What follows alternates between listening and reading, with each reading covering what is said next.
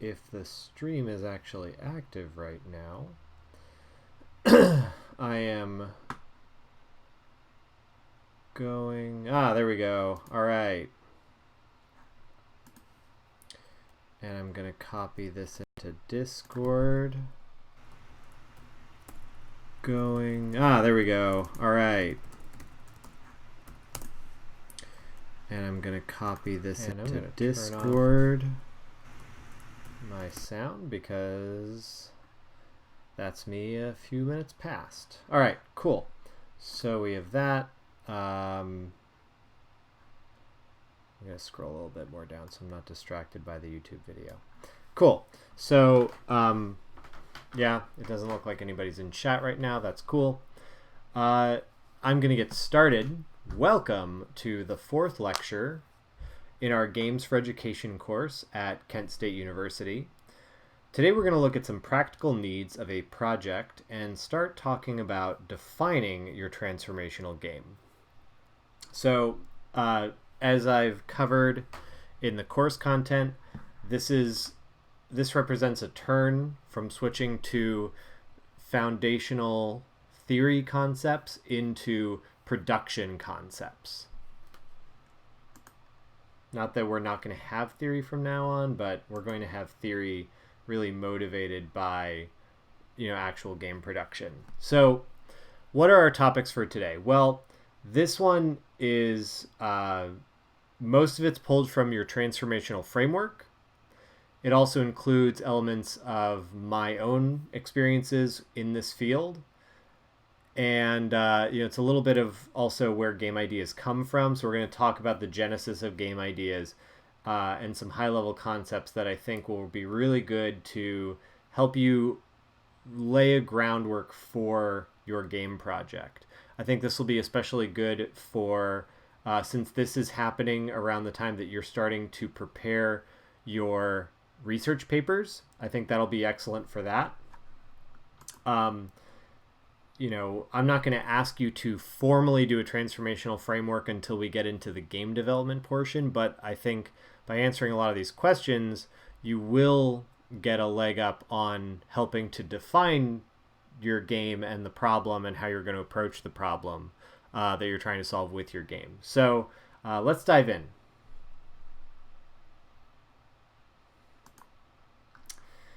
Last week we talked about core mechanics a lot, understanding that core gameplay loop of interaction and feedback that happens again and again in a game. This week I want to talk about the factors that go into defining a game, what's important, what's not important, and what we want to focus on as we do transformational games. Games that are made to impact the player's understanding of the world around them. When most of us start learning or trying to talk about games in an analytical way, we think about gameplay or game mechanics and story, which we'll call motif here. And that's pretty good. Most games that a commercial audience plays comes from one of these two directions. Highly gameplay driven like an online competitive game, or story driven like a role-playing game.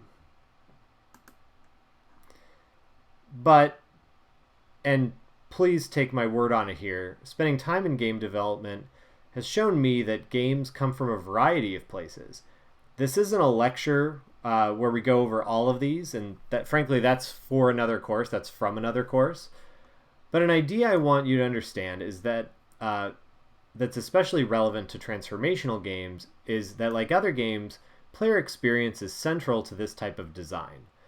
Other factors such as cool game mechanics, an inspiring mission, interesting technology, or unique ideas help in very real ways to convince others to play your game. But without good player experience, which I've put at the center here, any of these, no matter how interesting, lose their luster once that novelty wears off. So let's take something like core mechanics and think about it in terms of pure player experience to see how, if we think of games as player experiences, we can start to think of games in really abstract sort of, we can see the formal aspects of games, but also know how they can carry over to many different forms. So, and again, this sounds like theory, and it is a little bit, but if you can start to think of this, this will give us a good leg up on how we're going to approach transformational game production. So concentrating on how mechanics define experience rather than arbitrary elements like computer software. And I know a lot of people think like computer software is the core. They're wrong. Software is really just a thing that it's like painting. It's like, the tools of painting. What makes a painting great is composition and anatomy and the emotion you're trying to convey, the historical context and the message of the painting, the formal aspects of the painting or the technique of the painting. The brand of paint you use, the type of brush you use, the way you held the brush, that's not really that important. And that's kind of the same applies to software. Yes, it takes education to learn some of this software because it's very complicated, but it's not the point. And you can there's nothing stopping you from making a great game, except yourself, really. Access to software is irrelevant. We had a global game jam once where the site didn't provide internet, and did people say, okay, well, we can't have global game jam because we can't download assets off the Unity asset store? No, that was the one where almost everybody made a tabletop game, and there was some really great stuff there. So it really is arbitrary. It's just buttons that you push. It's just the brushes, not the creativity. It's just how a game is packaged and presented. And you start to see the same experiences can be accomplished in different mediums if you think in terms of player experience. So here, the feeling of a increasingly claustrophobic and resource-limited zombie apocalypse can be rendered on a tabletop. Or, maybe you can also create that experience in a 3D video game, and so these are two games. One is Zombies by Twilight Creations. It's one of my favorite board games, and one is a game that I've been kind of working, chipping away at forever, called Dead Man's Trail. And they both try to create the same experience, and actually people who've played Dead Man's Trail have said, hey, have you played Zombies? And I'm like, yes, it's a big inspiration on this game. These are games I did not make. But here you have a visceral 3D action game, Doom, and it's tabletop port designed by Jonathan Ying for Fantasy Flight Games. And when you play this board game, it is Doom. You have glory kills, you have monsters that move the way that they do in the game. It's a really great, port of Doom. But it creates a fun social experience because it's tabletop. And then trying to capture a core experience, again, it seems really abstract, but if you start to understand how these parts of games facilitate player emotions, I'm going to go back to Doom for a second because I love both. What is Doom? Yes, it's a first-person shooter with pretty colorful graphics and cool monsters, cool monster models, but it's also a game where you have, heavily empowered player characters with abilities to do severe damage quickly to enemies around them and then pull off, it has a lot of really rewarding and visceral feedback. It has a lot of and we'll have another lecture about this, but it has a lot of what's called game feel. So, the game, like, Doom Guy is very responsive. He controls really fluidly, and then when you kill something, it's really rewarding in how there's like this animation and all the particle effects and everything. So it's a lot of fun. And that, how do you control that on a tabletop? How do you create that on a tabletop? Maybe the player can move fast. Maybe you can damage quickly, and you have the ability to play cards really quickly in fast sequence, such that you can chain, putting damage counters on your enemies. And then if you can move close to the enemies, you get a rewarding, ability to kill, or remove that. I shouldn't talk in the lore of the game, but you have the ability to remove that enemy piece from the board, which is satisfying, and then you get to draw from a special deck when you do that. So, the idea of fast board movement, fast card playing, to remove, enemy pieces from the board, and then getting special rewards afterward. It's the same type of feeling. It gets the same psychological responses within you. And it looks like Doom. It's a very pretty game because it has cool miniatures and things like that. So it really does create the same experience, even though it's not a video game interface. So, same thing here. You can see how, understand what is Metroid. Metroid is isolation and mood and atmosphere.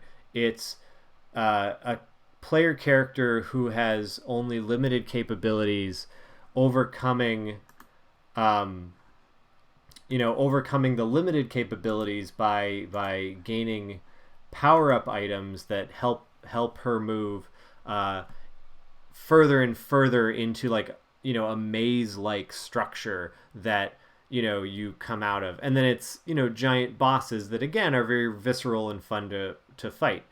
And understanding those experiences, 2D, 3D, is almost completely arbitrary. This is why Metroid Prime works so well, if you've ever played this game, compared to a game like Super Metroid, or any 2D to 3D game. If you're doing it right, you're focusing on the experiential elements and the core mechanics. You're not focusing on something like, the fact that sprites and models are different.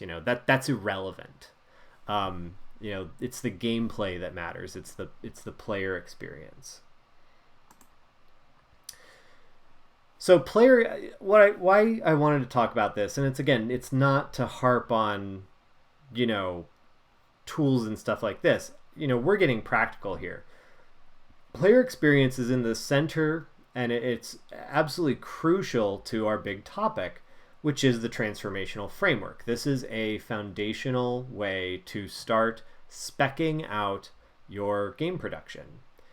So as I said before, this planning tool comes from your textbook and defines points of research to do to create a research and development plan for your projects. Keep in mind that when I say tool, it's a conceptual tool, kind of like how the iThrive game toolkits were.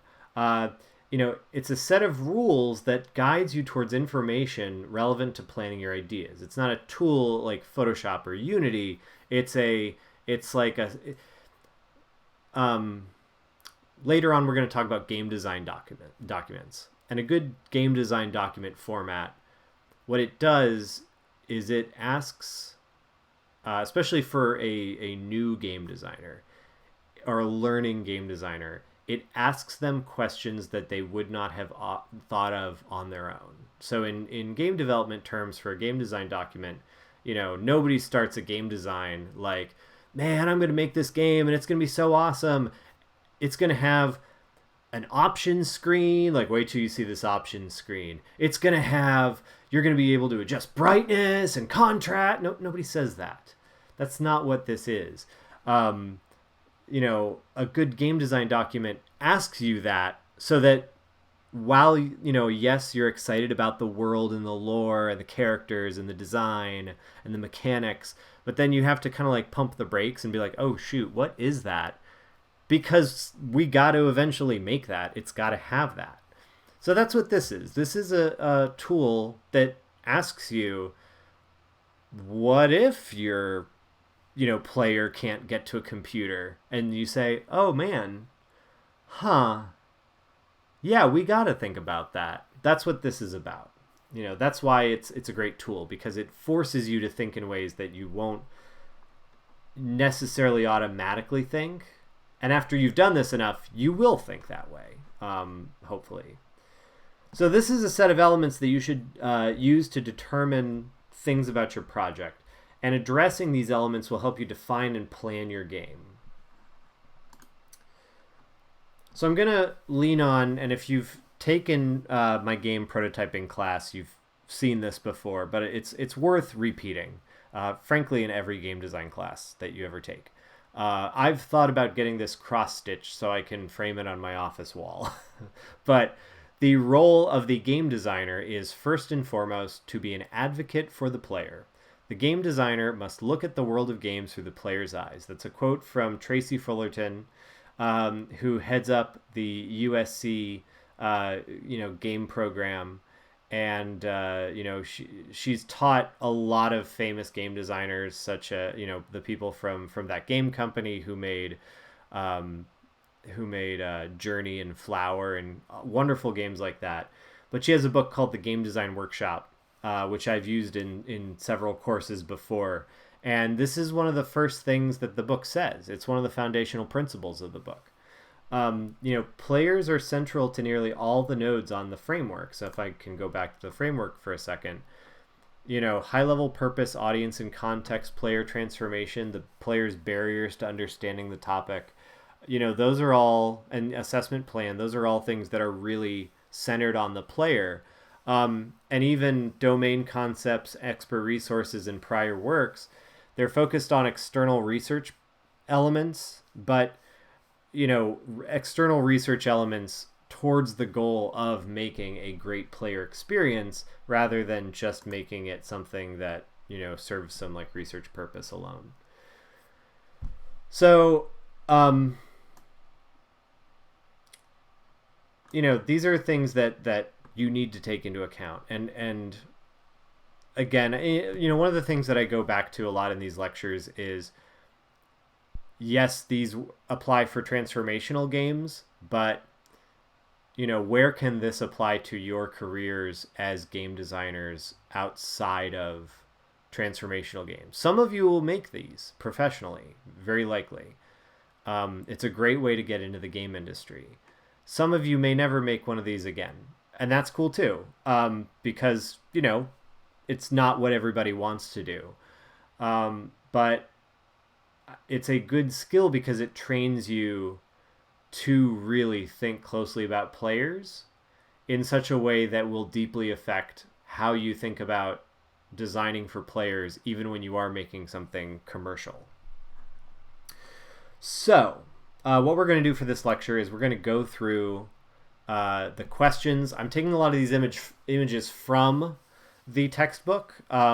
So this is going to give an overview of stuff from the textbook. It's not going to replace reading the textbook. And, I don't go into any of these topics as deeply as the book does. Remember this book, The Transformational Framework in particular, it's a short read, it's a quick read, and these sections are pretty brief. So I would highly encourage you, after you've taken this sort of general overview tour, to go dive more deeply into these topics. And some of them truthfully are your required readings throughout the weeks. So hopefully that helps you spend time with it, because it's definitely worth it. It's a really great book. So the first question, and what I like about this approach that it takes, is that it presents them as questions, because again, a good game design document asks you questions that you wouldn't have thought of organically. It's not a game design document per se. What it does is but it's a tool that asks you questions that you may not think of organically, especially again when you're a learning game designer. So, number one, why is it important that your game transform players? So, what this points to is what's called high-level purpose, which is, quite simple, the mission of your game. Now, this is, pardon the text heaviness of this lecture. This is going to break down a lot of different points that I hope, this one is uniquely text heavy. So why is high level important? it's the reason for your game to be. It's the thing that gets your team. It's your goal. It's your aim. It's the thing you're trying to walk out with. Um, it's the thing that's going to make people believe in your game, both audiences, but also people on your team. It's going to it's going to be your guiding light. It says compass here for design decisions. It's going to be the thing that you turn to try to remember, what am I supposed to be doing here? And hopefully it's the thing that unites your team. It'll probably be the thing too that, might, and we'll talk about this in a bit, might, make your players motivated to play your game. So when working in this, focus on mission, but you should focus on the mission. And again, don't focus on the game as a product or software. A big thing that I've been trying to emphasize is, especially during those early planning phases, is, a lot of young and learning game designers will jump immediately into, all right, what's our pipeline? What engine are we using? Again, it's irrelevant. That's not your goal. Yes, it's what you're gonna make the thing in, but start with your mission, because that's what this game is about. And somebody might say, well, okay, but yeah, sure, mission, but you've got to make it at some point. Well, what if digital technology ends up being antithetical to your mission? I keep using the example of, what if somebody can't get to a computer?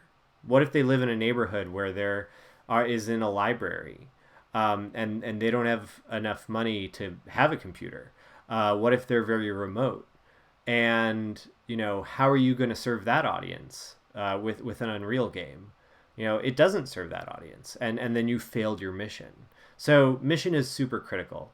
Having a memorable purpose is really important, because again, you want this to inspire people, and you want people to walk away being like, wow, that game was really amazing, and it really was inspirational. But and we talked about this with second order design problem in the last lecture. Even though mission's super important, it's the core, it's the driving force. Remember, it's just one of many other factors that contribute to a positive player experience.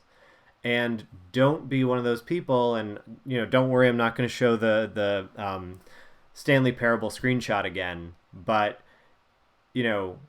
that's a parody of a game that is all mission and little else. And there are games like that people make. There was, to give you some historical context, there was a period in transformation and serious games and art games where that was what people did. And I'm not going to call out games for that purpose, at least not on a YouTube video. But there are some games that were well known, that really made it just on mission alone, and they were not very good games. They were not good pieces of software. They did not create a good player experience. They had a message, and they were designed to be played very quickly, and they were designed to be understood because you either read a long text explanation on its website about it, or you were next to the developer. And they also did this, frankly, it was kind of a brilliant thing where, how could you criticize the game? You monster. You'd be criticizing its mission. And that was a problem. I've spoken, as somebody who runs game competitions, who runs game festivals, we get games like this and we turn them down because we sit around and say, we will not accept this. This is not, if your game's going to be, if we want to show a game that has a mission, we want to show something that we believe in, and we don't believe in your product. And I've talked with other people who've run been judging games in other contexts that have said the same thing, where they're like, this game was submitted, the mission is great, but it's really shallow, and we're not gonna do this. So that's the downside of mission. Beware. Don't sell your game entirely on mission. So question 2, and again, there's 8 of these questions. Like, mission is not the only question. So what's the ecosystem in which your game must create change? Also, by the way, as we go through these, know that this is going to be linear because it's the thing was a book. Books are linear, and it numbers these questions. But in truth, you can answer any of these at any time in any order. So I've tried to keep it somewhat not cumulative. So why is it important that your game transform? Let's see. Oh, that was the first question. Sorry, my notes are a little skewed. What is the ecosystem in which your game must create change? So this question speaks to audience and context for when and where your transformational game is played. So unlike a commercial game, you're not necessarily making your game for pure enjoyment or business or marketing. You're trying to cast a wider magic circle than just the game itself. See what I did there?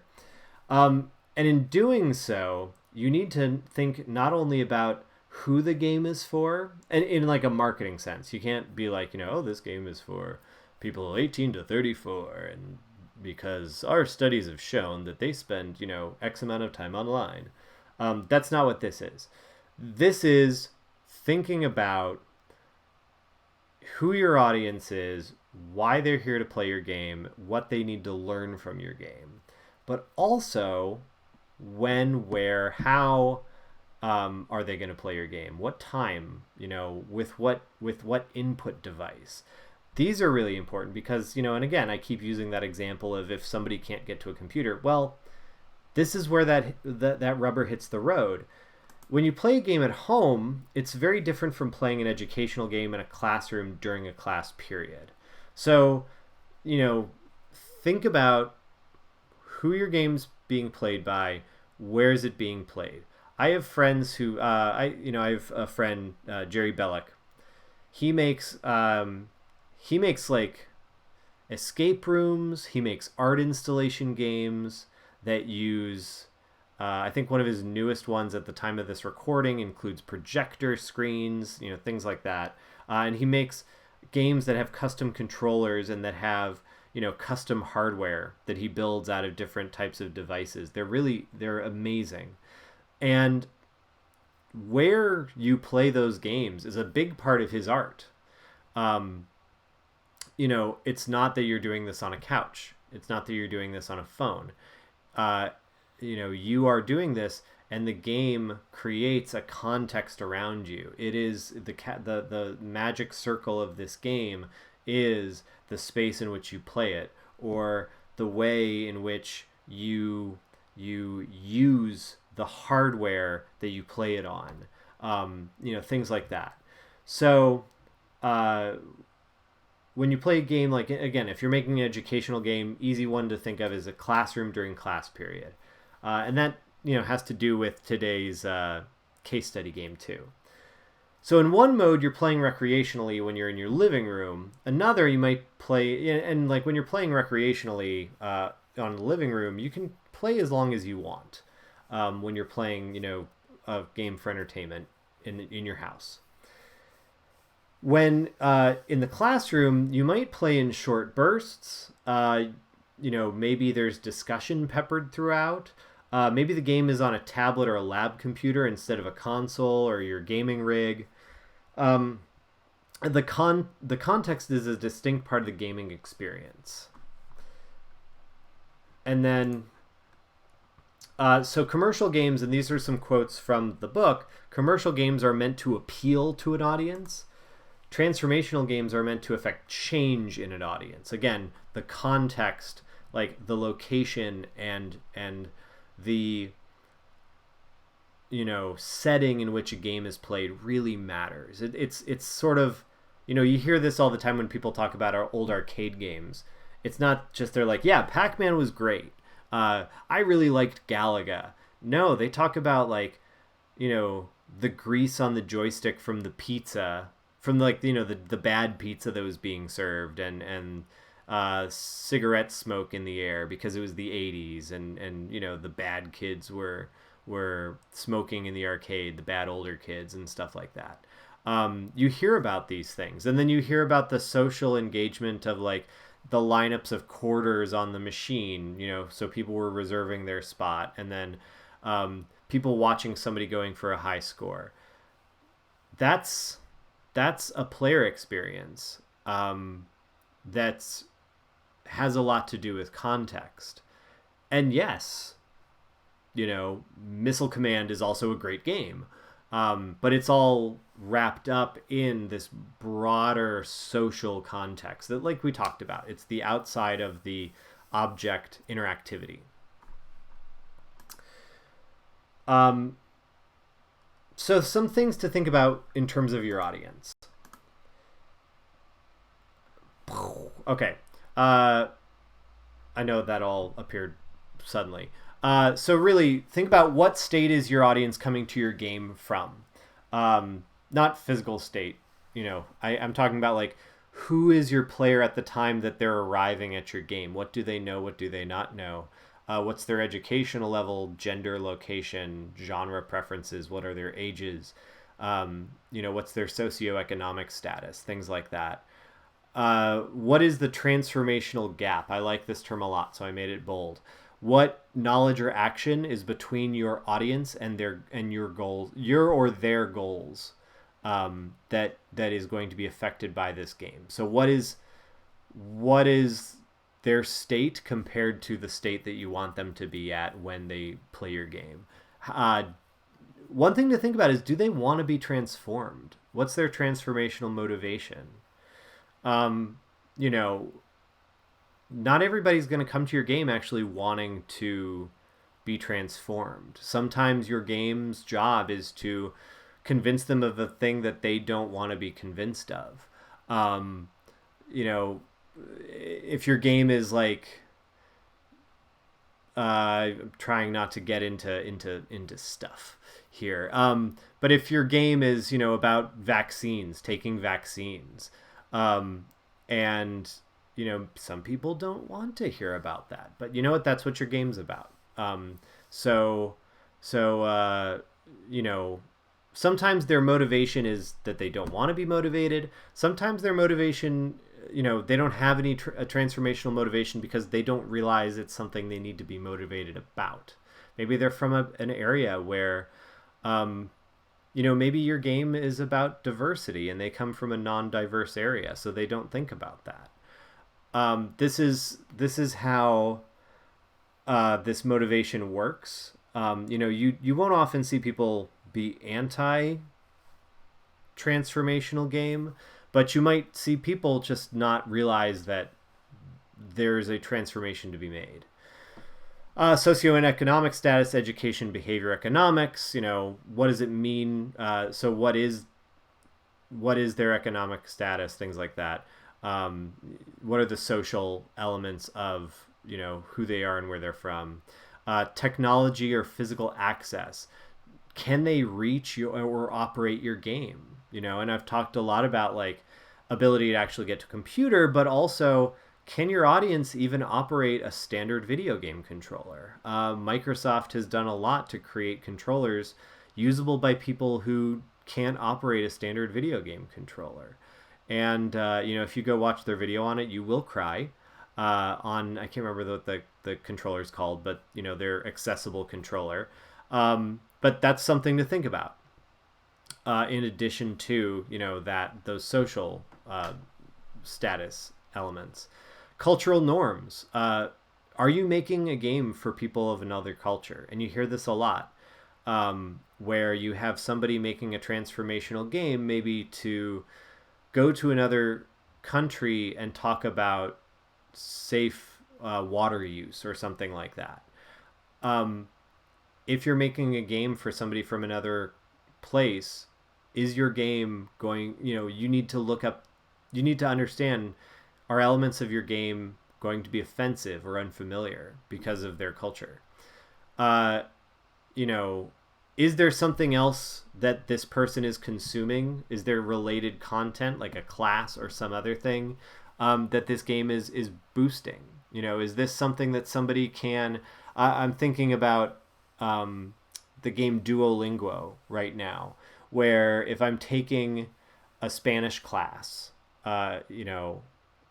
some Spanish classes in schools actually assign the game Duolingo's homework in support of the class. So that's an example of related content. The next thing to think about is social connections.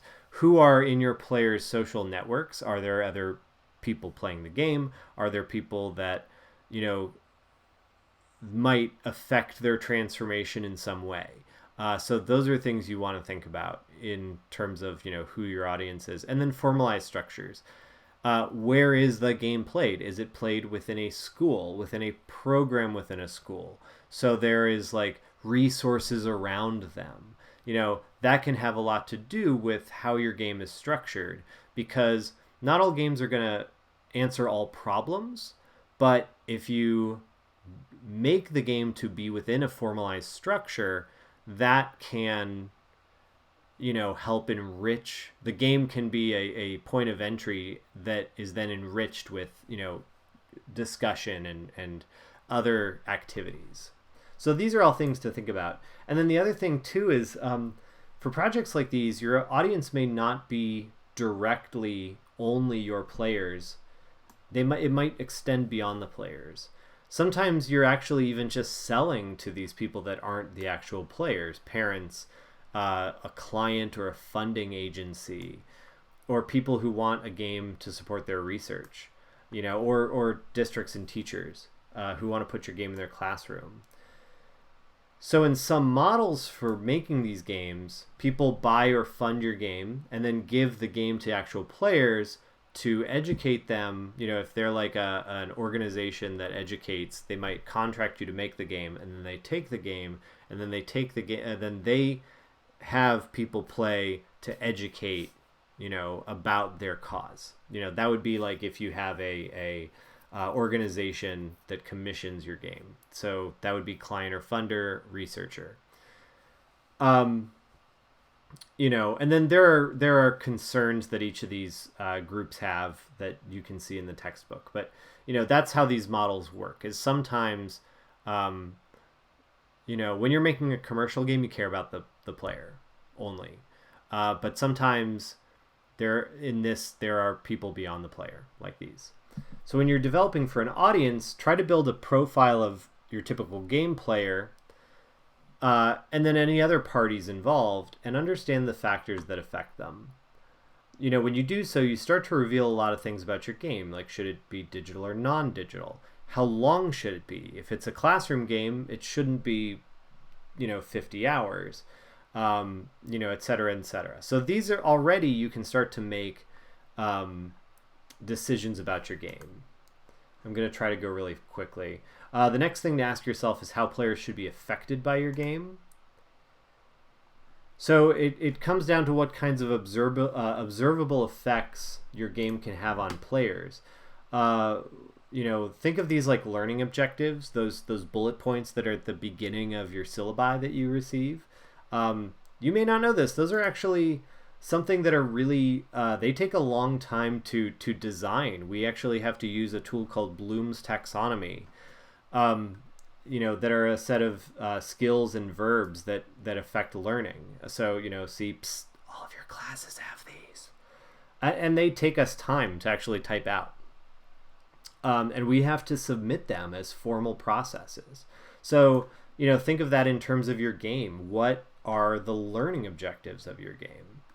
And then when you go beyond learning objectives, so there might also be emotional development that's going on. So here's a handy list from the book. I'm not going to go over it. You can read it all yourself. But sometimes games impart knowledge. Sometimes games teach a skill.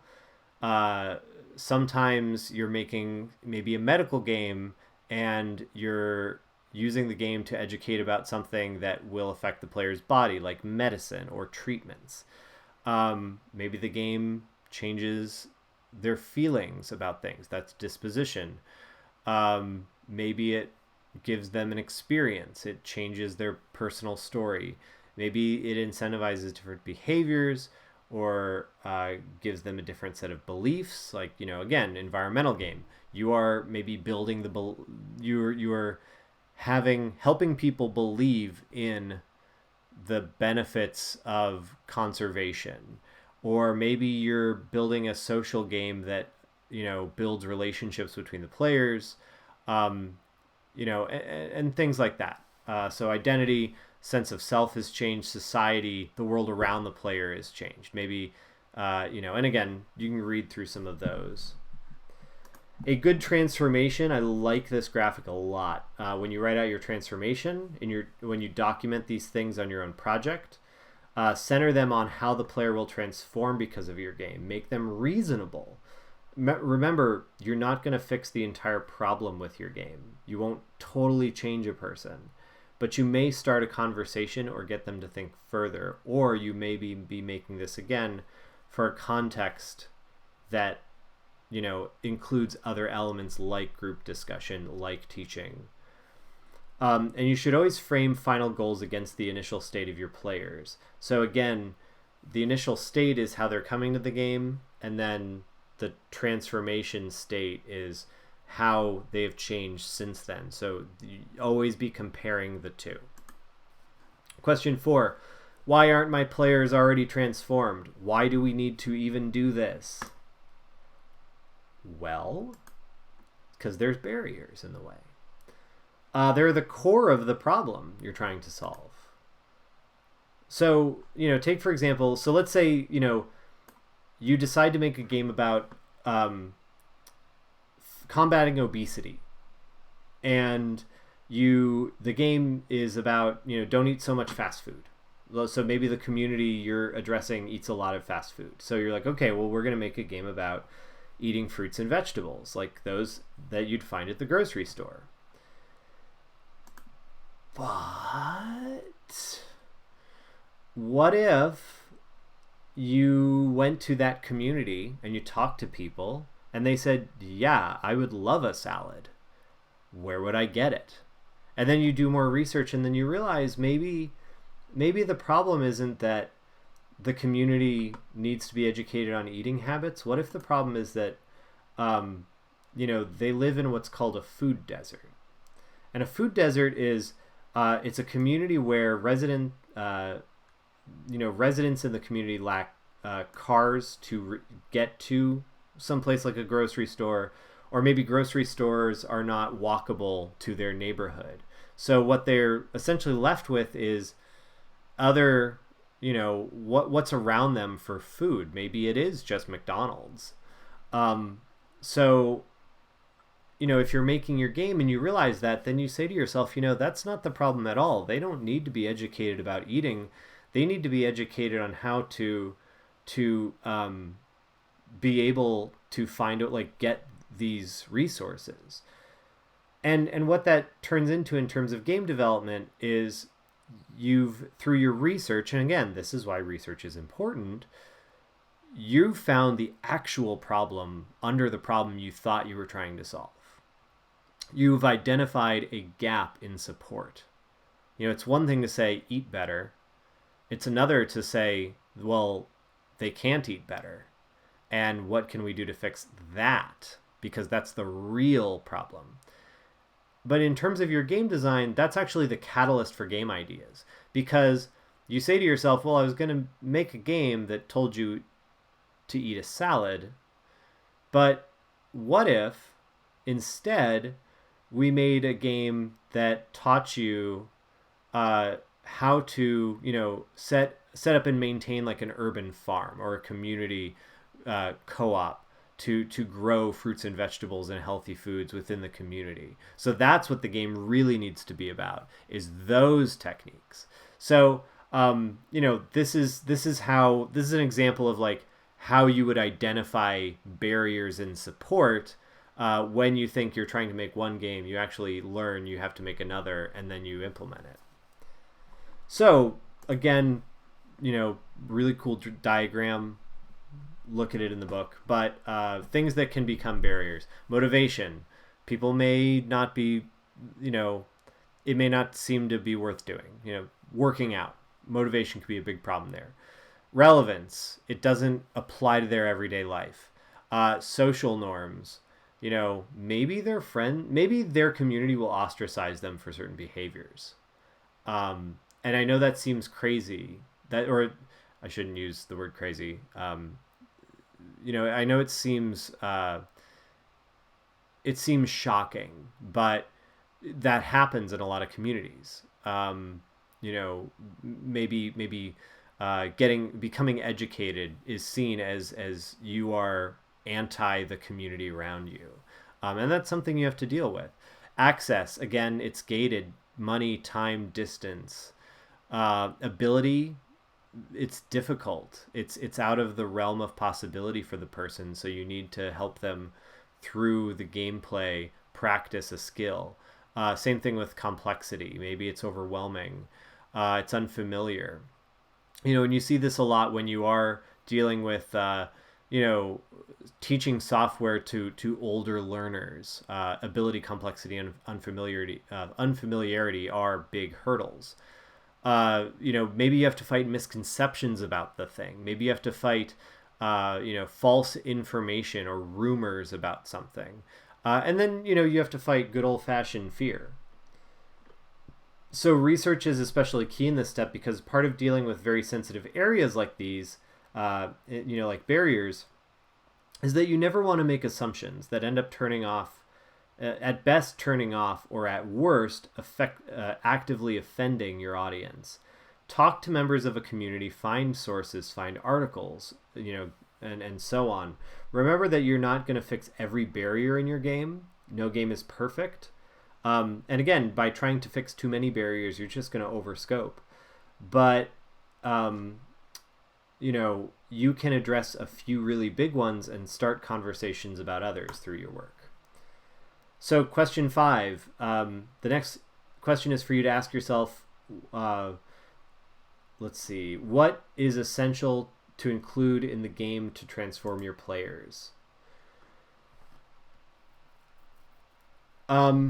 So this question is answered by looking at concepts from the domain in which you're working, whether it be environmental, medical, educational. This is where you bring in the other field, the outside field, into your game.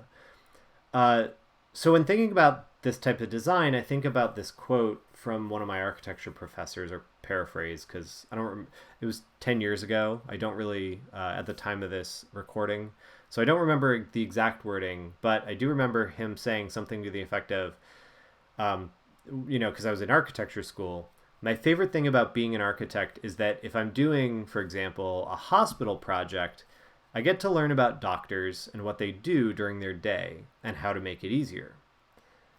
And what this means is he describes how research into the needs of the user, which he used the example of a doctor in a hospital that he was building, he had to learn about what would make the doctor's day better, what was lacking and what could be done in terms of putting spaces next to one another and making it easy to go from one area to the other.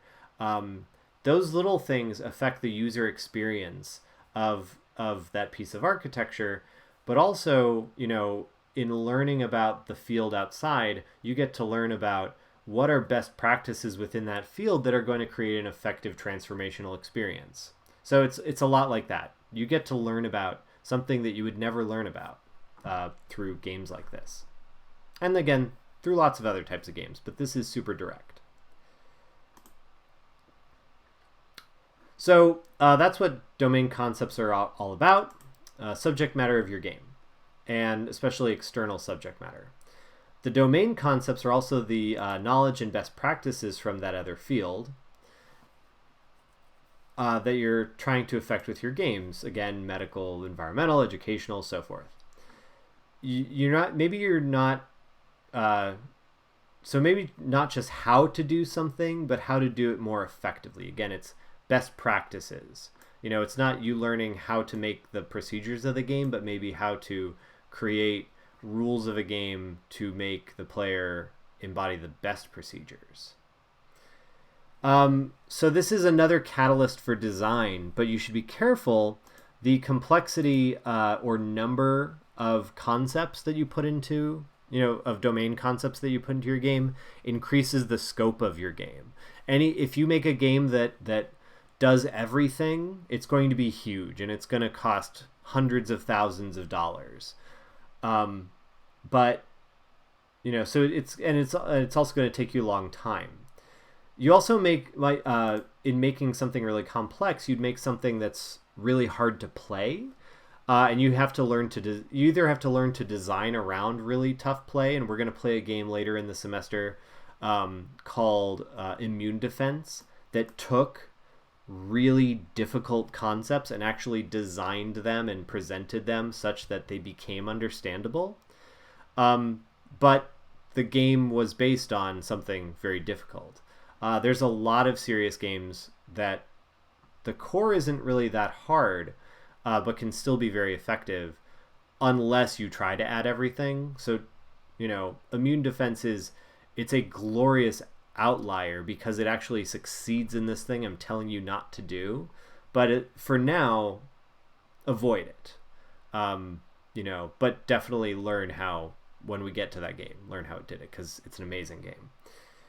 So there are different types of domain concepts, and in this spirit of maintaining good scope, because we're running a little long so far, I'm going to refer you to the book, as some of these are very nuanced, and I don't want to underbake any of them in the lecture. So please go read up on them, but that's that diagram to the right. Go check them out. Those are the types of domain concepts. Question 6. Who knows what you don't know? So I want to get something out of the way. Your job in this process is to know about game design and production. That's it. Your job is not to be the subject matter expert. So this contradicts the last point about my architecture professor a little bit, but hear me out. You're going to learn about the subject matter as a matter of course, through exposure to a client, through exposure to research, to papers, to literature from that field. You will never be as good as the person whose job it is to be in that field. And that's okay. That's okay. Because your job is to be the game designer. You are not expected, nor should you let anybody try to make you become an expert on your game's subject matter. You're here to be the expert on game design. So, and I've in all the clients I've worked for, I've never had somebody try to pressure me to, basically become like in their field. But, you want to be careful because you don't want to run into that. And learn to assert your lane when you need to know enough to make your game, but there are people that know more about you and you should lean on them. So I usually preempt, even if I sense somebody might try to assume or try to want me to know more about the subject area, I usually preempt this by telling the client something to the effect of like, you are our writer. And I don't mean that like I'm gonna make them the game writer and they're gonna write the story and make a bunch of characters, because later on in this, there's gonna be a point that they are not a game designer. Don't make them a game designer, but they are the ones who give you verbiage, stats, data, anything relevant that they want communicated within your game. Have them give that to you because they are the ones who deal with that every day. And you don't want to be misidentifying their research or the message they want to give. If you're working with a client or an external body, because this is not your field. So, lean on them, when you are working with external people, as your expert resources, lean on them to give you the information, and then you parse it out into parts of your game. So for this course, at least, you're not working with a client. So what do? Well, this is where finding sources comes in. Papers, journal articles, previous games, talks from that field, videos, and so forth. But how do you know, how do you select them, and how do you know, someone who's worked in this area versus someone fake? How do you know? It's like reading the news. How do you know it's a credible news source? Well, first you want to learn to recognize someone's place in a field. And basically, how do you learn how to sense credibility? Well, here's a few tips. Are you seeing publications in this area? And are you seeing several publications in this area? That's usually a good sign. The other good sign is, are other scholars referring to their work? So a good research tactic is to go on sort of like a bibliography dive, where, and you can do that with the textbook for this course, Rules of Play. So if you go read Rules of Play, and at the end of every chapter, you look at the end notes and you see the bibliography for the chapter, the way you do research is you get a source, you read the source, and then you look at that source's bibliography, and then you go read some of what's in its bibliography. And then you repeat. You read that, what's in the bibliography, and then you look at that second source's bibliography. And so on, and so on, and so on. And that's research. That's how you start to build this network of understanding. And sometimes what you'll find is that you form this loop where you go through a piece's bibliography. And this is actually really easy in game studies because our field's really only been around for like 20 years. So there's a lot, but there's not that much compared to other fields. You're going to look at something, you're going to look in a bibliography, and you're going to see the first book that you had. And when I was in college, my professors used to say, and that's when you're done. But we were also in a field that was like thousands of years old. So that's going to happen maybe like 2 or 3 books in game studies. So don't do that. But you'll start seeing cross-references between works, and that's a good thing. And when you start seeing those cross-references, when you start seeing somebody be cited a lot and show up a lot, and you see that they've given a lot of talks and have been invited to a lot of talks at a wide range of institutions, and again, like, really try to vet those institutions, try to be aware of bias and things like that. But you can start to build up a package of, this is a person who is with a good perspective, who is doing well-structured research, that is appearing in citations, both popular and scholarly. They are seen as an expert. That is a good, you've vetted a work, you've vetted a paper. And again, I'm not talking about like IGN articles, if we were talking purely about games. And I'm not talking about like if somebody cited like a psychologist, like a celebrity psychologist or a celebrity's psychiatrist in like People magazine. I'm not talking about that. I'm talking about, if you were to go on Kent State's, on the library website and go to their online resource where you can access, knowledge networks for different fields. You can do that. There's a bunch of, available papers and articles that you can do. You can do a lot of your research for your project on that library page alone. Things like JSTOR. JSTOR is amazing. So, go there and you'll be able to observe these things and then see like, yes, this is a source that I want to use. And frankly, if they're in those library databases, they're probably a good source. So how do you find them again? Library databases, I would honestly start with our school's online database of scholarly networks. Um, start with what's in front of you, internet sources. Again, be wary of news articles. But if you see somebody appear, and they're asked for their opinion a lot, you do start to build up this idea that they are a professional worth listening to. Another thing to do is within your college networks, do you know anybody majoring in these areas that you're working in? Maybe they can point you in a right direction, a professor or scholars that their professors cite a lot, or textbooks that they have. Maybe other schools or universities are doing work in these areas. Maybe there are people working on this in your community. Um, you know, if you were to do, like, again, I'm going to throw out an example. We're in Northeast Ohio, environmental conservation. What are people doing with the Cuyahoga River? And that's not a burning river joke. That's just, like, very honestly, that is a water source that people are doing a lot of work to preserve. Same thing with Lake Erie. So those are, again, if you're doing like water conservation, there's an easy source to look at. That's an easy local community activity. And then, our community organizations, schools, hospitals doing stuff too for your field. So these are things you can go to turn to and say, where should I look?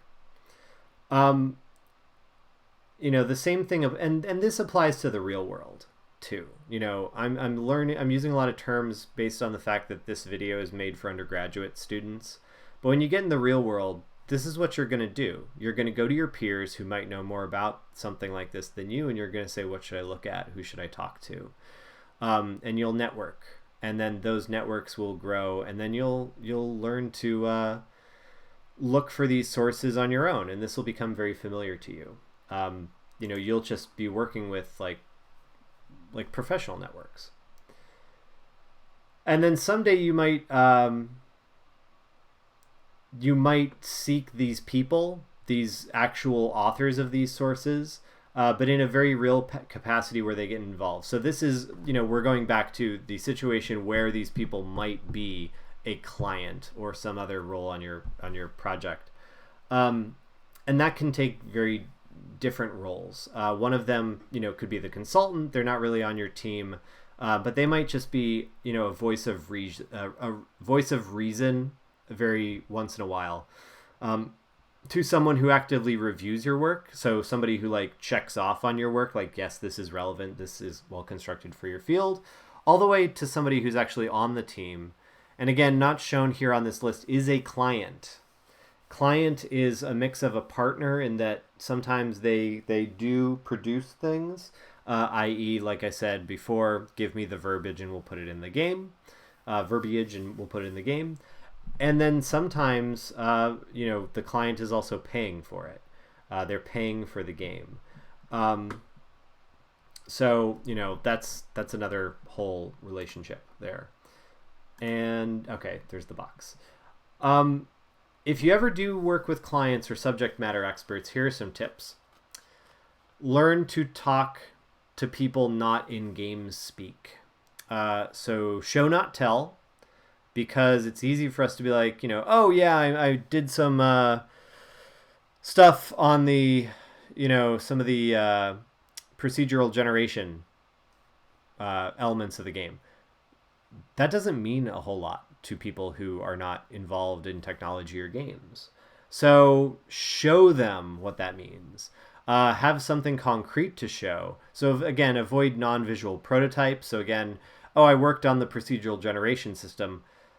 Well, show them it generating something. Don't show them nothing, or don't be like, yeah, it's yeah, I'm working on it. That's not process. This also applies to your teachers, by the way. Please show me things. Don't use jargon. So procedural generation. I would say, I'm making a system that will produce a medical condition based for the player to solve based on the data that you've given us. that's a procedural generation system, but it's much more understandable. It creates something out of the pieces that you gave us to work with. Be transparent about your approach. Let them know what's going on. Let them know step by step what you're doing, because that's part of educating them on what you're doing. Not that you're trying to make them game designers, but you are trying to communicate with them and sort of level with them. And part of that is to just kind of be like, and this is what I'm doing now, and this is where this part of the process is. Be respectful of their field's approaches and norms. This is where you're going to have to compromise a lot, because sometimes, and we're going to talk about this in the lecture on why some serious games don't always end up being good, is because you have to learn to deal with situations where a field's approaches and norms may directly contradict our field's approaches and norms. So you need to learn to work with that. And remember, they're not game designers. They're not going to know game design stuff. Hey, somebody signed on. Hello. I don't know if you're even still there. Maybe. That'd be cool. Oh, 5 watching now. Yay, hello. They're not game designers. Don't ask them to design for you. And don't let them design for you, because I've also had clients that get super excited, like, oh man, now I'm gonna design a video game. Be careful. And again, if they're a client, this is a fine line to walk. You want to give them some leeway and give them input, but yeah, it's delicate. And I'm not going to say anymore in a video that's going to be available. But sometimes this happens. You have to walk this fine line. Don't ask them to do things, but also, give them enough input if they're excited about working on a game, but also kindly and be transparent with situations where you have to say, let's integrate that idea, but maybe we do it in this way.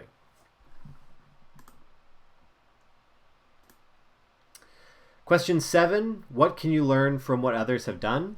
So here's a question. How do you know when to put your foot down on them and tell them this isn't a good idea? Again, this goes into, so 2 things. One is learning tact. And so my mother is a human resource manager. So I grew up with tact. And, it's a thing that it takes a long time to develop, but you just sort of learn to phrase things in terms of like, you start by saying, you kind of acknowledge them. You want to acknowledge somebody. You want to say, yeah, that's a really interesting idea. That's an interesting approach. I think we can try that out.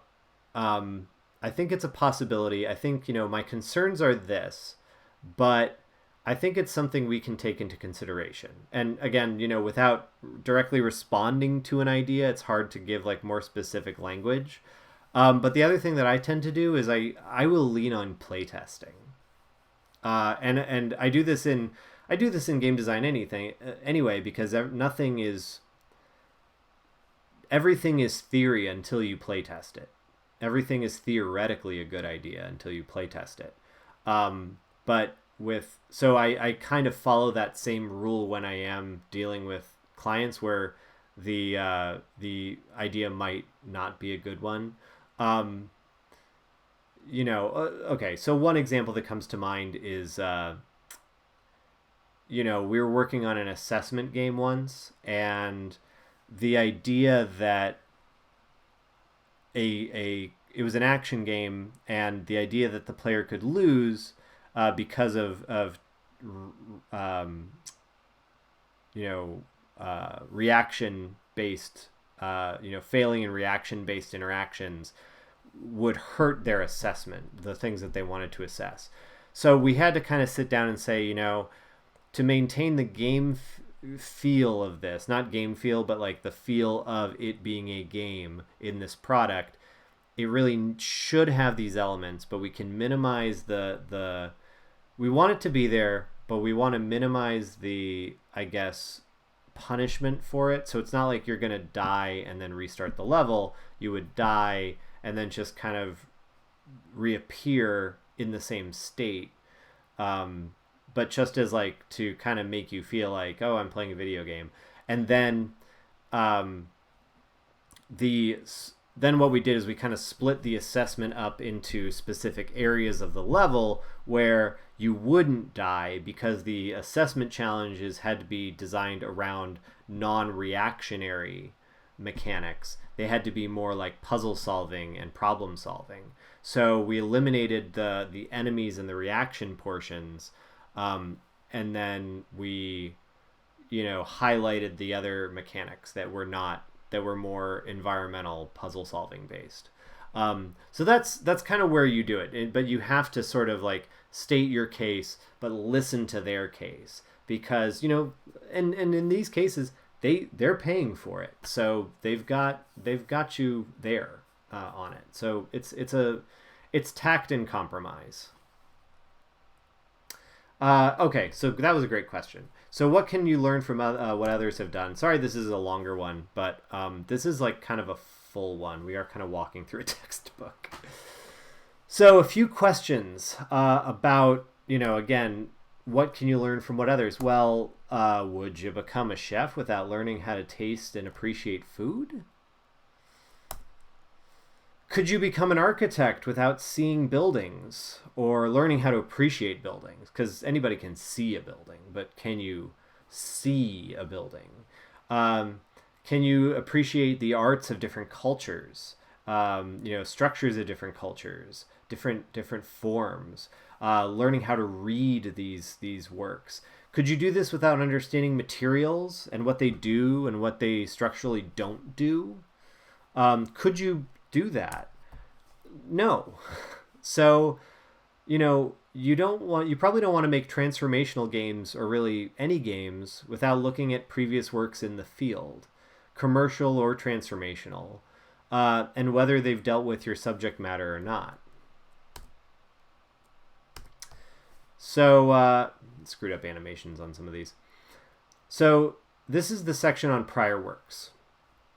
In other fields, architecture, graphic design, so, things like that, industrial design, it's common practice to look for what are called design precedents, which is works of design that are that precede your own. So this is very common in design. And I point this out because game design has this weird relationship with originality, in that so I have this book called Steal Like an Artist. And that's because artists cite and include other works a lot. They riff, R-I-F-F, not rip. But they riff on other artworks all the time. All the time. Whether it be a parody, whether it be an homage, as long as it's not flat out stealing or plagiarism, that's part of this world. And again, it's called design precedent, because,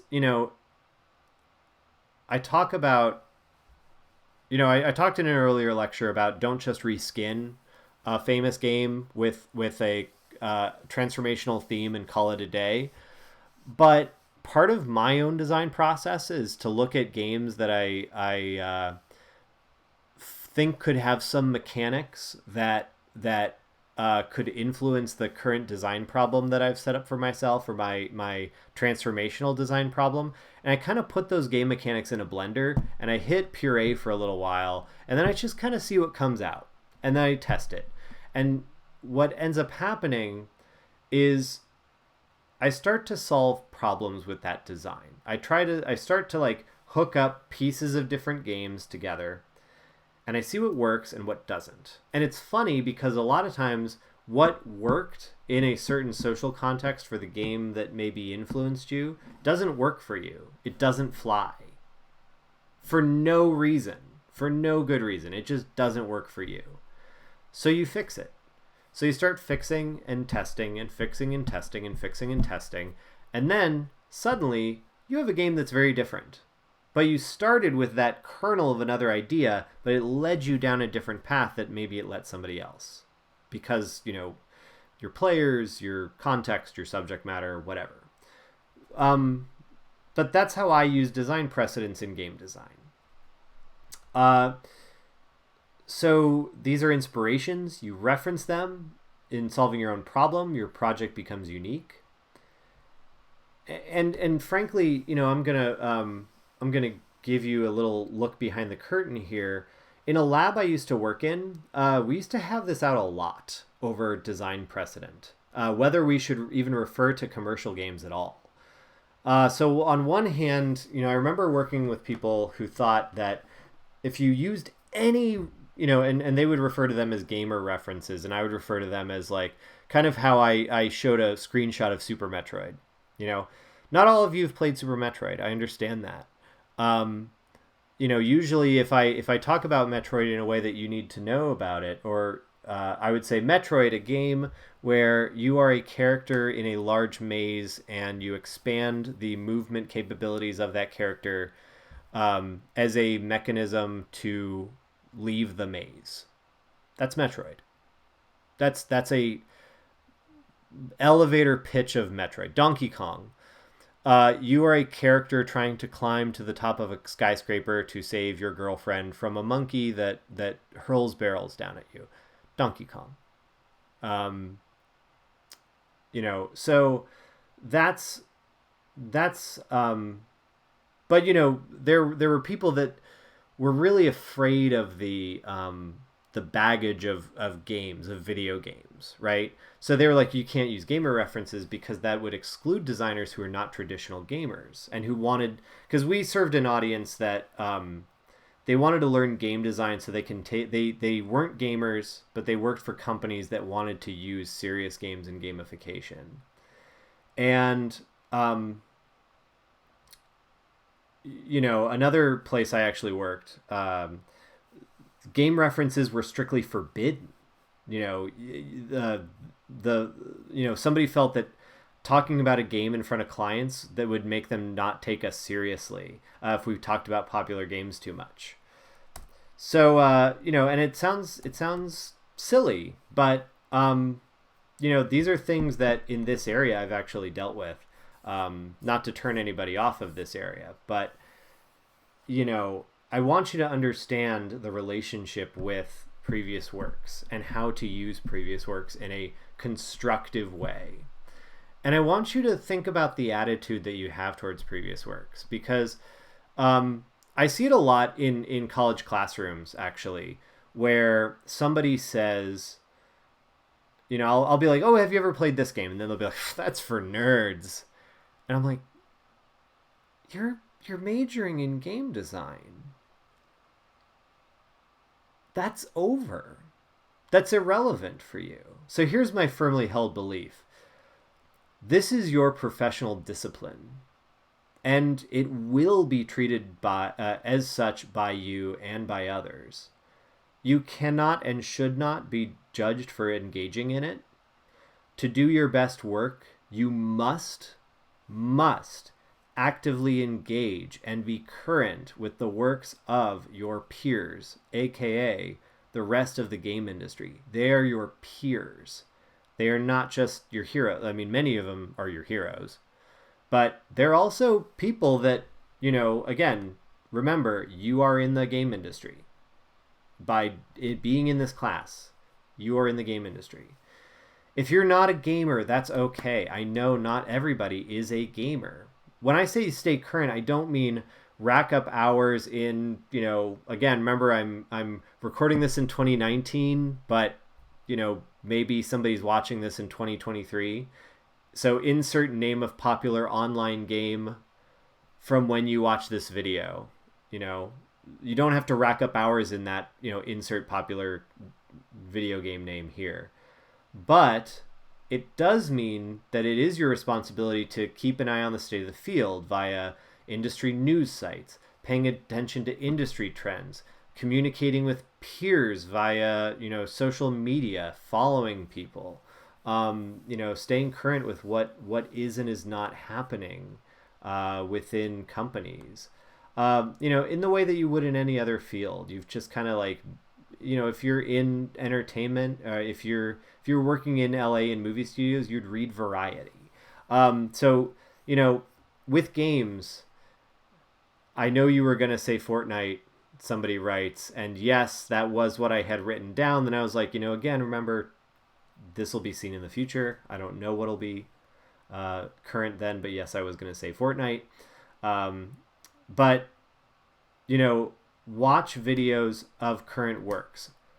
Heck, my gameplay, I'm a year behind. I'm almost 2 years behind at this point on games that I'm actively playing. But like, you can bet that I have watched videos of the game, and what came out very recently at the time of this recording is Control, the game Control. So like, you better believe I've been keeping up on that game. I haven't played it yet, but I will someday.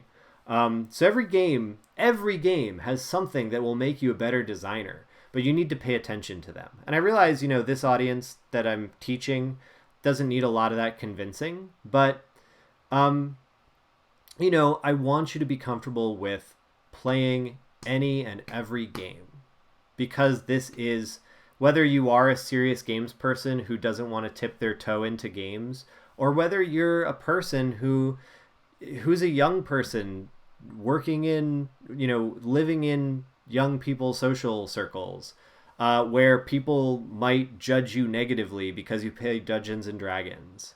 So this is your job. It's okay. So play everything. Play good games to learn what works. Play bad games to learn what doesn't work. Play prototypes, because sometimes that's where people make really weird ideas that you'd never turn into a full game. So play weird stuff. Play non-digital and semi-digital games, because game design is universal. And, again, play games that your friends outside of this think is embarrassing, because anything and everything is a design precedent that you can learn from. So get over yourself and LARP, because that's your job. Your job is to LARP. It's not literally to LARP, but you know what I'm saying. And then don't only learn from games. Learn from books, film, folklore, history, art, dance, theater, food, beer, wine, architecture, puppets, anything. Tim Schafer could make Grim Fandango because he took folklore classes in college. That's important. Will Wright could make SimCity because he read Christopher Alexander's A Pattern Language. Shigeru Miyamoto made Pikmin because he likes gardening. So these are, learn from things outside of games. Those are prior works. Embrace prior works. Don't be afraid of prior works. And don't shut yourself out to prior works, because you'll only hurt yourself. And frankly, some of the worst transformational game designers I've ever met were people that never played a video game. Or don't play video games, but like compete for contracts with me. I like winning contracts. So, but yes, the point being, understand prior works, because that'll make you a better game designer. So lastly, and I realize this is a very long one, but again, thank you for sticking with it. I hope you paused this video watchers, and got yourself a sandwich or something halfway through. How will you measure your game's impact? So, wow, I really didn't do a great job with these animations. I'm going to make this portion brief, since this is another area where we could probably do a whole lecture.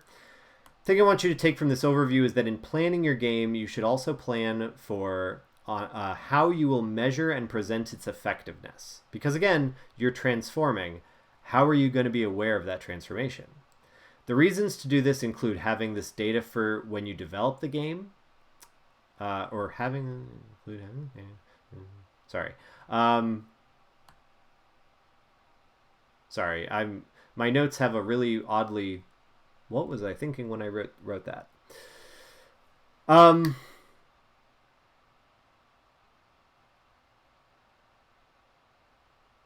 anyway, so how are you going to track effectiveness? So the reason you do this is because it helps testing and iteration.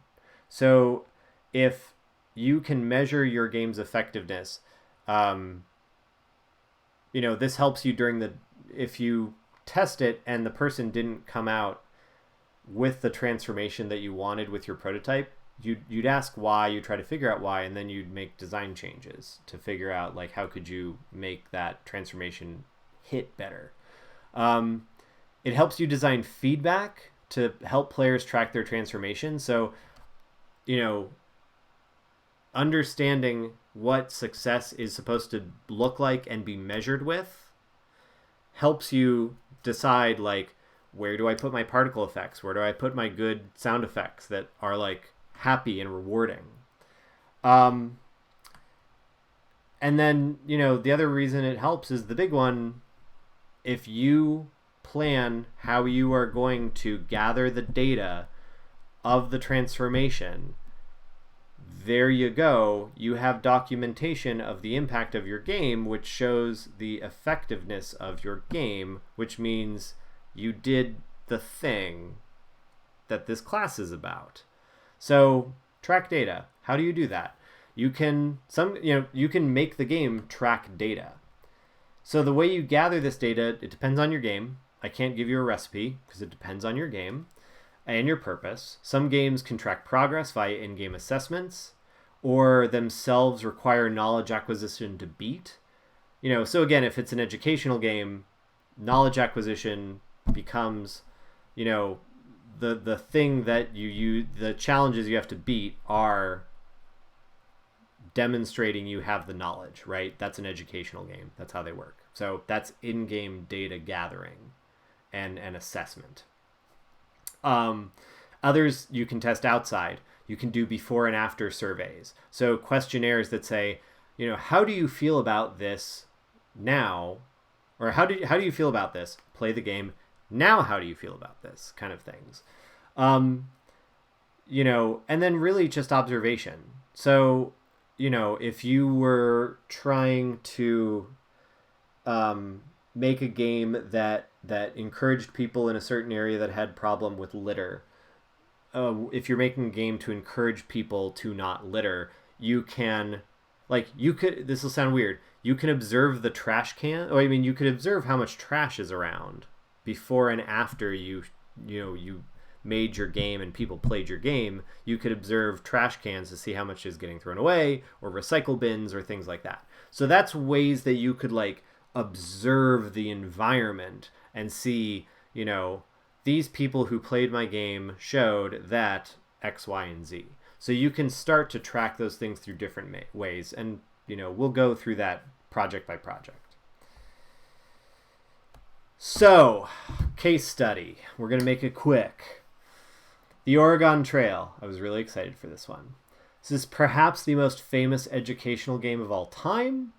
It was designed by, I might butcher his name a little bit, Don Rosich, who was not trained as a game designer, but as a teacher.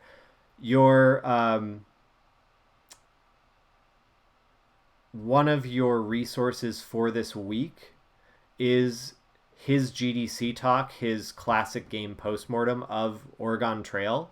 It's fascinating. It's inspirational because he's not a game designer. So I've seen a lot of these types of talks and they come across as very game industry-ish. It's always like, oh yeah, we were hanging out we formed our studio because some of us worked at Microsoft, and then we did all these insert game production things here. Yeah, we overscoped, blah, blah, blah, blah, blah.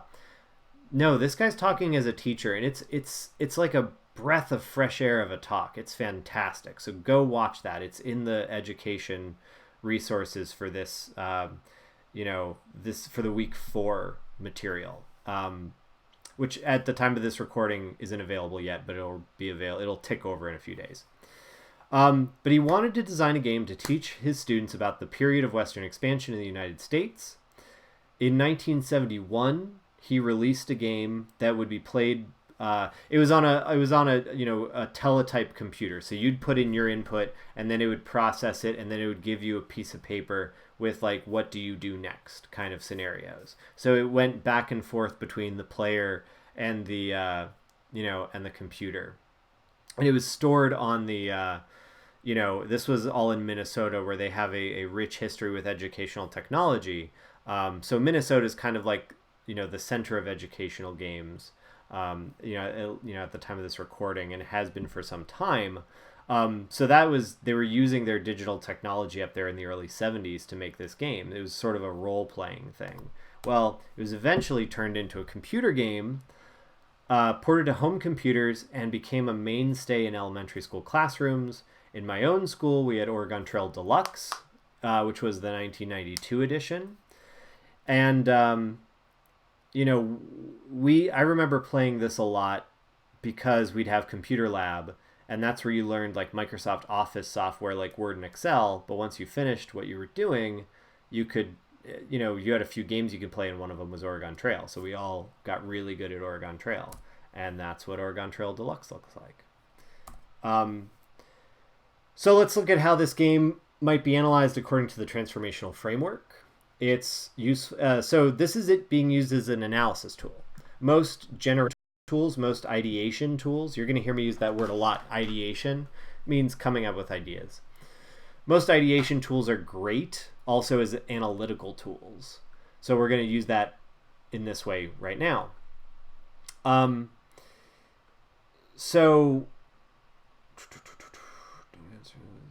Okay, I already went over that. Sorry, going through the notes. All right, so transformation. What's the transformation? It teaches kids about Western expansion. Audience and context. K-12 kids, usually late elementary, early middle school. So probably grades 3 or 4, in the United States. Grades 3 or 4 to, 7th, maybe 8th.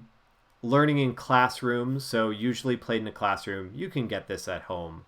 And I've played like iPad versions by myself, not as an adult, not in a classroom, but, its core functionality was in a classroom, usually with some discussion and part of like a history project. Kind of like, again, Rossich's original use of it. So player transformation, knowledge acquisition. You are learning about this period of American history, and instead of doing it through textbooks and videos and readings, you are doing it through kinesthetic learning, dealing with the things that a settler would have to deal with in a digital form. So your kinesthetic knowledge acquisition. What are your barriers? Well, traditional teaching of subjects like this is boring. It's not as fun as playing a video game. It doesn't properly capture complexities.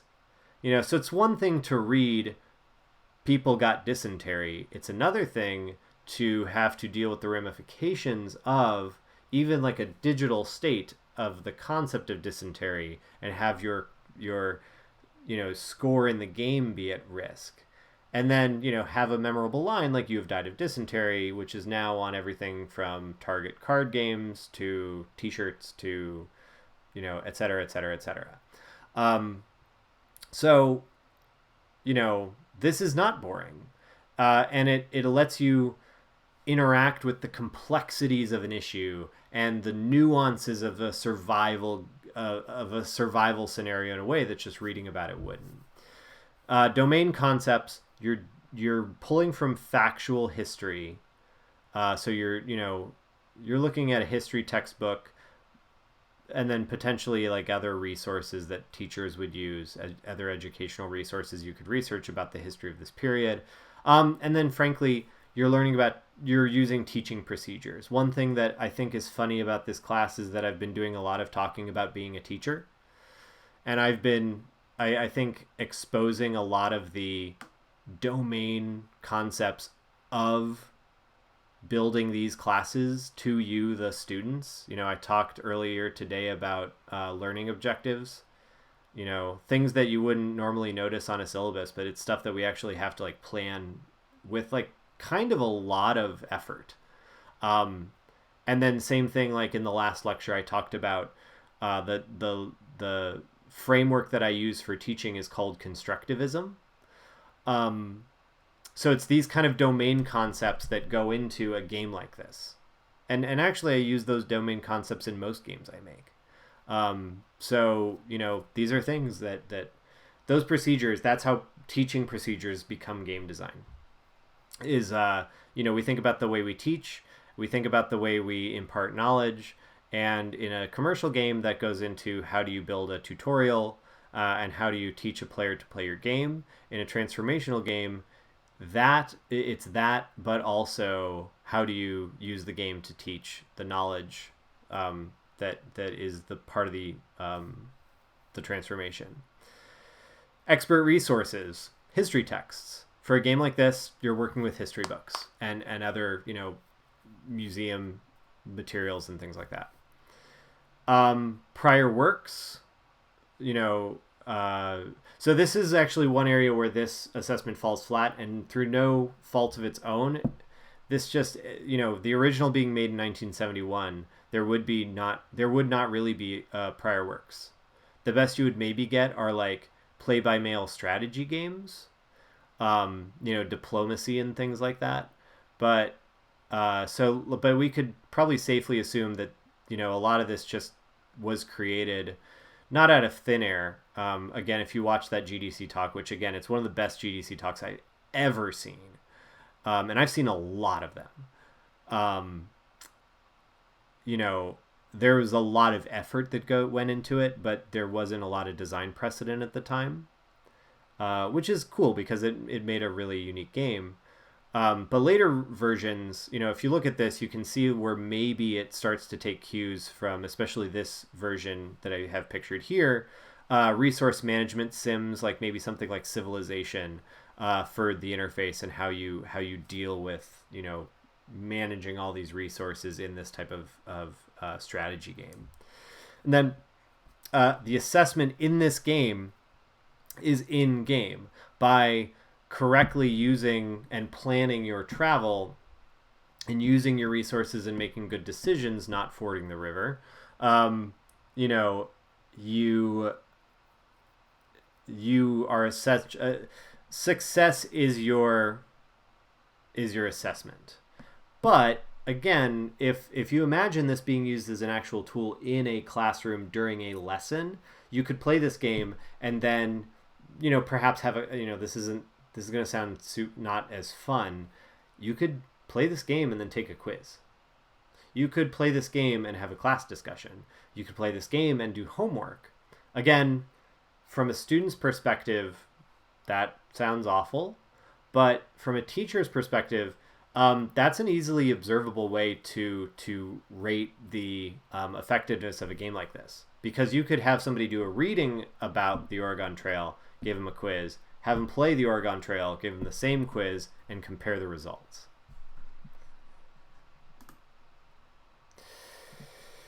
Okay, here we are at the end, finally. So your project assignment for this week is to do your paper draft. If you follow some of the tips in the book and in this lecture, you'll have an idea of what the research you need to do is and be able to get started. Remember to think in terms of an introduction. I've talked about general structure with a few of the teams, but generally start with an introduction. Your next section would probably be about the problem you're trying to solve. And when I say section, I mean like sections with headers. So, have one of your team members, I would all kind of work on an introduction together, maybe craft it out. It doesn't have to be very long, but give somebody the section on the problem you're solving and the, domain concepts of that area where you're trying to solve the problem. And the research about the problem. Then research about prior works.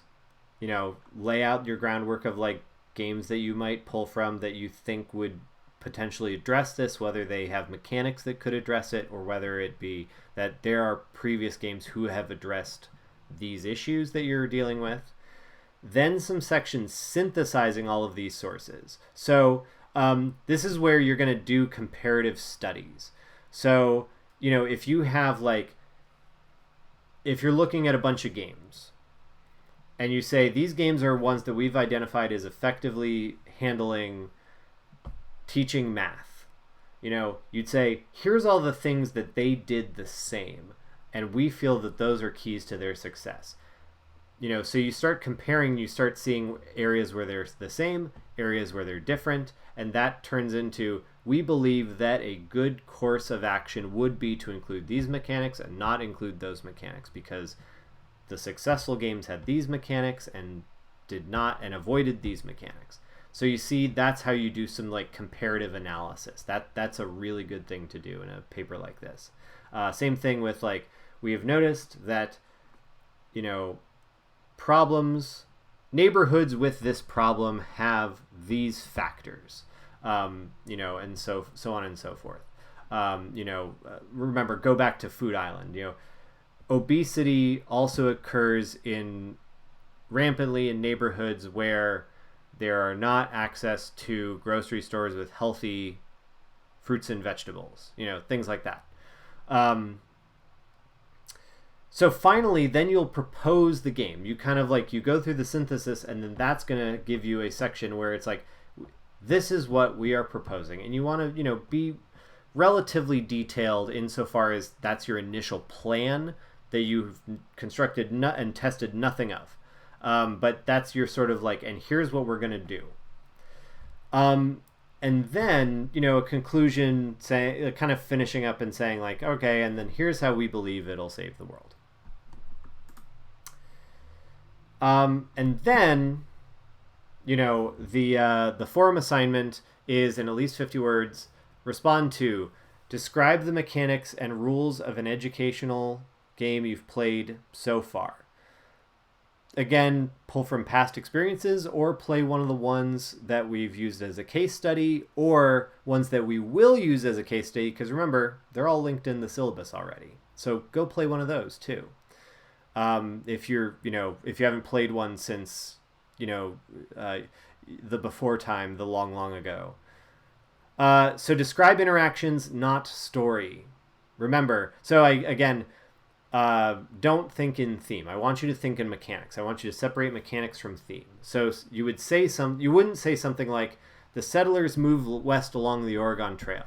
You would say something, the player manages their avatar's constant travel along an on-screen trail through menu commands.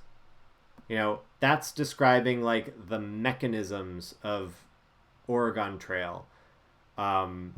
On-screen trail graphic, even if you want to get super specific, super divorced from the story of it.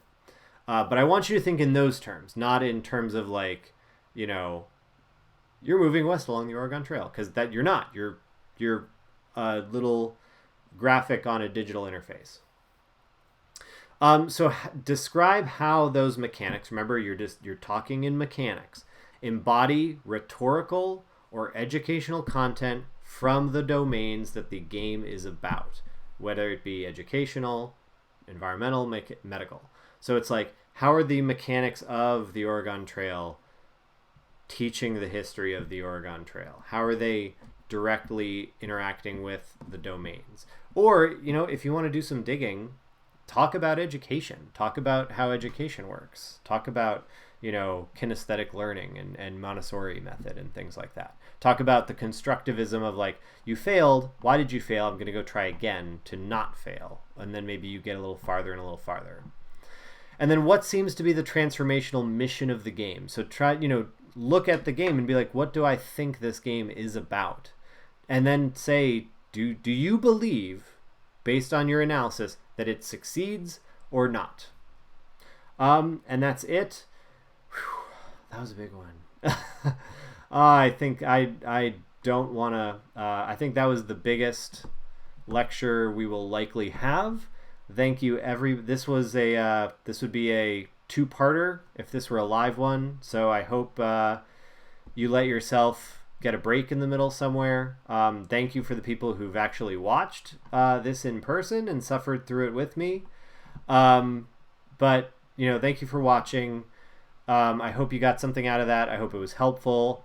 I apologize for getting ranty sometimes, but this is where I do want to share some of my own experiences in this area, some of the pitfalls especially. I've seen a lot of pitfalls.